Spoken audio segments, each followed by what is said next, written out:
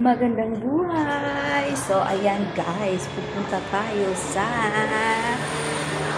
grocery again. Pero bago tayo pumunta ng grocery, samahan niyo ako. Punta muna tayo sa aking alahas. Karin, oh my God, buwan-buwan na lang! Hindi ko kasi nakukuha guys, kasi ang mahal ng sanla. Tumahal din ang monthly. So, ganun talaga ang buhay. Kung wala kang isasadla, parang kaya ako may alahas sa forceps. Kasi nga, may maisanla. Ang problema, sakit naman sa ulo tuwing bayad. Guys, gusto ko magpakulot ng buhok. Ano kaya itsura ko? Parang gusto ko bumili ng wig na lang para makita ko yung itsura ko sa kulot ng buhok.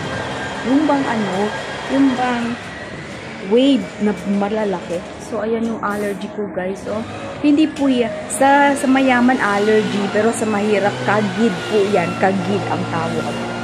So, dahil masyadong mainit dito, pag pinapawisan ko, nangangati talaga siya, guys. So, ibig sabihin, kagid yan.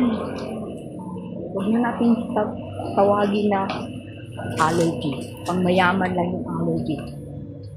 Dahil mahirap tayo, tawagin natin siyang kagid.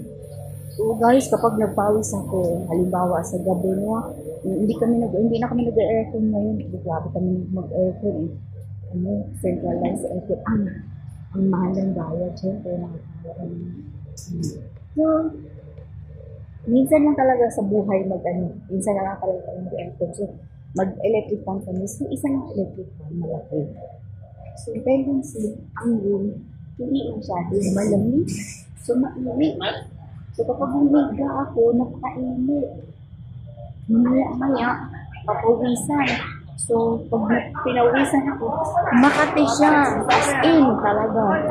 So, hindi ko naman napipigilan dahil ang kuko ko ay mahaba. So, hindi ko rin siya pwede bibitan kasi nga, wala naman akong alaga na matanda na may mga sugat, na may mga ganun. So, minimaintain ko na siyang mahaba. Ang kaso lang, pag mahaba naman kasi yung kuko natin, kasi may sugat tayo, nag-i-infection. So, yan dumami siya, nag-infection siya talaga. Kasi mahaba ang kuko. Kasi inaiwasan ko na talaga. Kulang na lang mag-gloves ako, kaya hindi ko siya makamit, guys. So, ayan din tayo. Pero hindi muna tayo punta, kasi ito muna tayo yung So, yun guys, ang dami kong bayarin.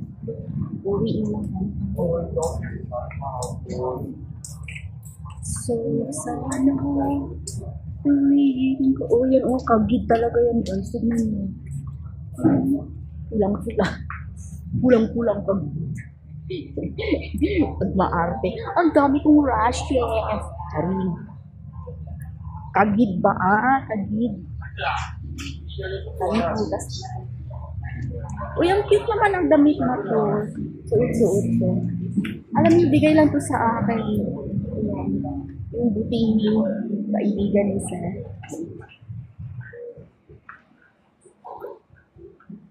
Pinulot niya lang to saan. Tapos binigay siya. Ang dami talaga binibigay yung kaibigan ni Sir. Pag nakikita. Baka siguro ako baka akong pulubi kasi mahilig sila mamigay. Naalala ko dati nagbigay ng bag. Ay, malapit na tayo. Ay, sige. Balik, tingin muna kung saan ba ito. Limot ko eh. Mga pinagsamaan natin. Money Max. Ayan guys, ang laki ng babayaran ko kasi sinanda ko ng 550. Ayan.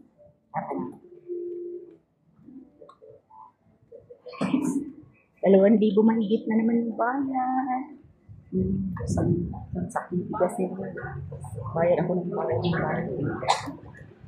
Next month na naman. Mayroon akong damit na gusto dito guys. Gusto ko talaga. $16 lang.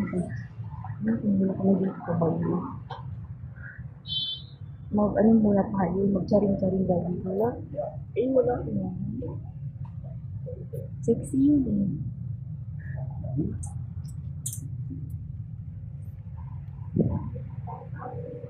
Ay, ayun. Yung para siyang Ang itsura niya is parang pang beach.